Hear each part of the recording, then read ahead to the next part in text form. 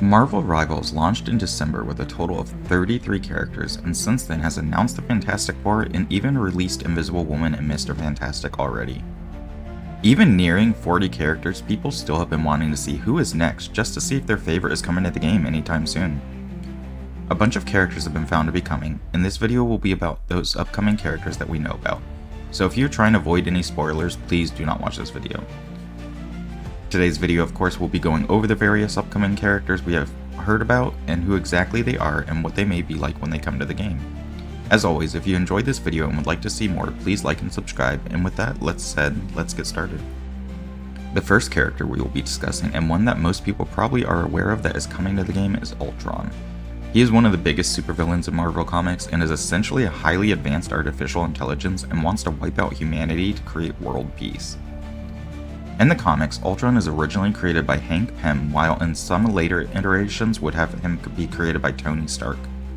Ultron is completely relentless in most stories, with no mercy or empathy, and due to him being AI or lines of code, he will come back in an unlimited amount of time to try and reach his goal.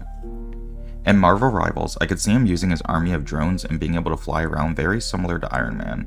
Ultron is one of the best villains Marvel has, so when he makes his way to the game, you should learn how much of a threat he is. The next character, some call the Daywalker, but you may know him better as Blade. Blade has all of the strengths of a vampire without any of the weaknesses. He uses his martial arts, swordsman skills, and marksman skills along with his enhanced strength, speed, and agility to try and rid the world of vampires. I expect his moveset to be able to swap between his sword and guns, but also maybe lean more into his vampire power side for his ultimate and other special abilities. Right now in the Marvel Rivals lore, we are facing off against Dracula in Season 1, and Blade seems to be held captive by him. I can only assume we will free Blade at the end of the season and be able to play as him starting in Season 2. The next character is probably my most wanted and another of the X-Men joining the fight. Emma Frost started off as a villain for a lot of her appearances, but throughout time has become one of the core members of the X-Men as she has evolved into a superhero. Emma Frost is extremely wealthy, intelligent, witty, and doesn't really care what people think about her. Recently, Emma Frost actually got married to Tony Stark, though of course with comic books as always that don't last too long. Emma Frost has telepathic abilities and can use them to paralyze, create illusions, and more. While she can also turn her entire body into diamond, basically making her invincible along with giving her more strength to go with. Due to her power set, I think she will be similar to Cloak and Dagger in game and be able to swap between the two forms, creating very different ways to play. Of course, Emma Frost isn't the only new X-Men coming to Marvel Rivals in the future. The next one on the list is the Phoenix herself, Jean Grey. Easily one of the strongest X-Men characters just with her psychic abilities alone, she can also tap into the Phoenix Force, which is a manifestation of all psionic energy across all time and realities. When Jean Grey taps into the Phoenix Force, she is able to manipulate life, energy, matter, and enhance her power in every possible way. I could see Jean being able to swap between two forms much like I talked about with Emma Frost, or maybe she can build up to using the Phoenix Force during a match. I would expect her to play kind of straightforward with her regular psychic abilities, but maybe throw in a way to resurrect fallen teammates like she can in the comics. Jean Grey could play a lot of different ways and is actually one of the harder ones to think about how she may work.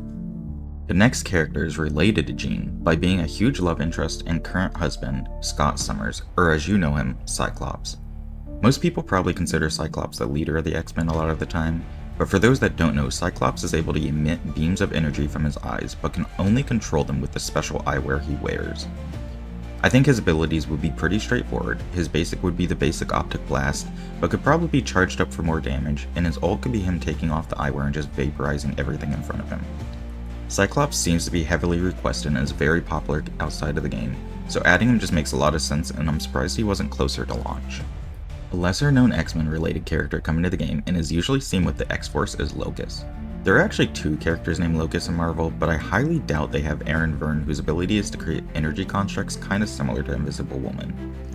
I'm going to assume they mean Reyna Piper, who again is a member of the X-Force. Locus has the ability to levitate, which we have seen from other characters in the game so far, but what really sets her apart is the ability to teleport anyone around her. Yes, Doctor Strange can also already teleport people with his portal, but I would assume this would be a much bigger part of her kit. She can also fire energy blasts, which I am assuming would be her basic attack, and has shown the ability to teleport people's body parts away, leaving them dead. I'm not sure how they would make this work in game, but there's a lot I'm surprised works well with the game. There are still a couple X-Men left on the list, but another pick people may not recognize is Sprite. Sprite is a newer X-Men character being introduced a little over a decade ago in 2012. Sprite has rocky blue skin and fairy wings that allow her to fly. She can manipulate her rock skin and has shown the ability to gain new abilities through this, such as having more strength by increasing the size of her hands. I'm actually not sure how she would play in game. She has the ability to fly, but also can morph her skin for a more melee-like type attack. I'm curious how they end up handling her, because it seems like her abilities may clash a little in a hero shooter. Maybe she can fly to get away and her skin will allow her to have more sustainability, or maybe she is meant to drop down on other characters like Spider-Man and pick them off. I guess we will have to wait and see. The next X-Men coming to the game in the future is one I have wanted personally because I feel it almost completes a trilogy between the Hulk and the Thing, but that character is of course Colossus. Colossus, for those that don't know, after the popular Deadpool movie series, is a Russian mutant and a member of the X-Men. Colossus is actually an extremely gifted painter, but agrees to use his abilities to help make a better world. Obviously he would be a melee vanguard in game and would probably be able to throw Wolverine much like the Hulk can. I expect Colossus to be a more straightforward character, but that doesn't mean he won't be a ton of fun to play. The last X-Men that we know is coming to Marvel Rivals in the future is the man that founded the team himself, Professor X. I've seen a lot of people unsure exactly how he will work or thinking he doesn't make any sense, but I think it is pretty clear. He can use his hover chair to move up walls kind of like Jeff or Spider-Man can crawl up them. He also has his telepathy and telekinesis to help support this team, and I would even see him being able to buff his teammates in various ways through his telepathy. He also has been able to make himself invisible to others, which we have already seen work in game with Psylocke and now Invisible Woman. Overall, I could see him being a pretty great strategist if that is the route they go with, and hearing him say, "To me, my X-Men," if he can buff his team with his ultimate would be so cool to see. With that, there are still several more upcoming characters, but we can step away from the X-Men side of the universe because the developers have made sure to pick from various areas of Marvel. The next character we will go over is connected deeply to Thor, and that is Valkyrie. Now there are a few versions of Valkyrie throughout the years, and while Brunhilde is who most people may know if they know Valkyrie at all, I actually think they will end up going with the Jane Foster version of the character here. We have seen Jane Foster Thor in the Avengers game and even recently in Thor Love and Thunder movie, but she has actually been Valkyrie for a little over 5 years now in the comics. This decision would obviously be able to create some more fun voice lines with Thor, but also make her more unique as a hero. Valkyrie uses a weapon that can change its shape into any other weapon such as a mace, a sword, or can even morph into wings that allow her to fly.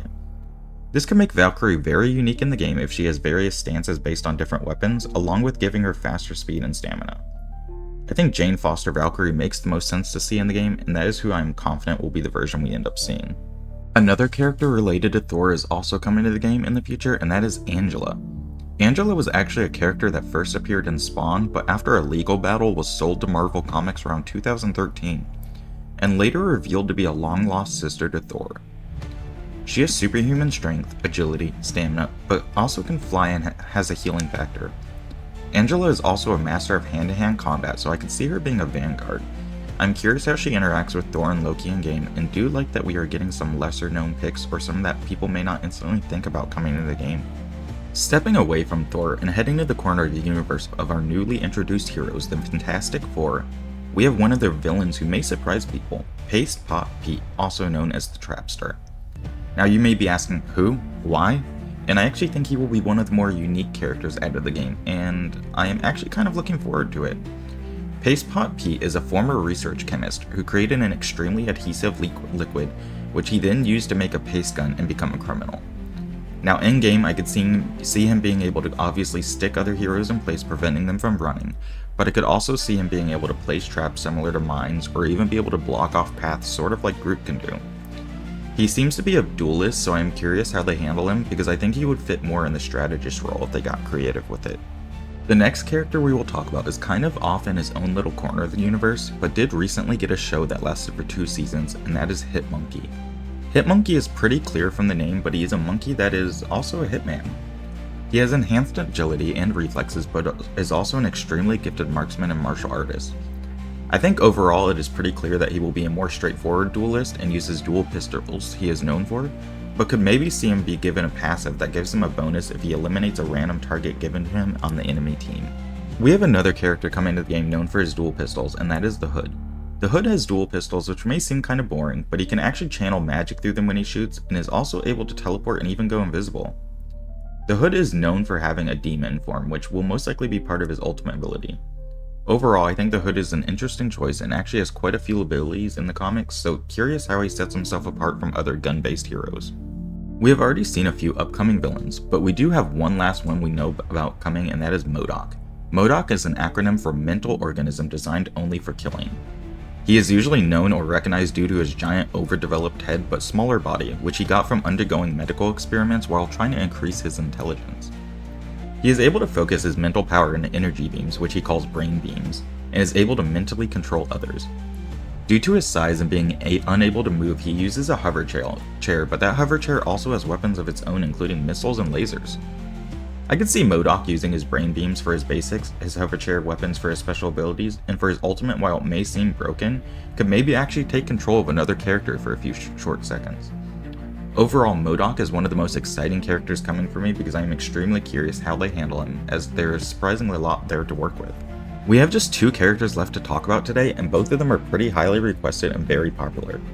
The first of the final characters is Captain Marvel. There have been many Captain Marvels over the years, but I think we all know they will go with the Carol Danvers version of the character. Captain Marvel is able to absorb and manipulate various types of energy, and is even able to redirect this to increase her own physical strength. She has increased durability and is able to fly and can dispel blasts of energy from her fingers, and even has regenerative healing. I could see her being a vanguard due to how much of a beating she can take, but could also see her being a duelist with just how strong she is. There is a lot you can play with her abilities, and I think she will become a pretty popular pick when she does end up releasing. The last character we have to talk about today should surprise nobody with how big of a name he is, but we have the Merc with a Mouth, Wade Wilson, or also known as Deadpool. The recent trilogy of movies helped Deadpool explode in popularity, but him being known for breaking the fourth wall and making commentary on the player or characters would have made him a popular pick in the game either way. He has appeared in many other games in the past, and even had his very own several years ago. Deadpool has an accelerated healing factor, sort of like Wolverine, and is essentially immortal. Deadpool is also an extremely talented mercenary and assassin and known many forms of martial arts, along with being a master with his guns and sword. I think it is obvious Deadpool will be a duelist when he makes it to the game, and he should be able to swap between his guns and sword like stances. I can only assume his ultimate will break the fourth wall in some way, and am excited to see what they do for some of his abilities. Now, with Deadpool out of the way, those are all of the upcoming characters we know about making their way to Marvel Rivals. I wouldn't expect some of them anytime soon, and some of these could easily be 2026 characters with seasons lasting around 3 months in the game. It is kind of nice to be able to see who they are considering for the game or working on, so we have an idea of what to expect going forward. Who are you most excited to see come to the game? Are any of these your most wanted, or are you still waiting for them to appear? Let me know what you think in the comments below, and also tell me what you think of Marvel Rivals so far.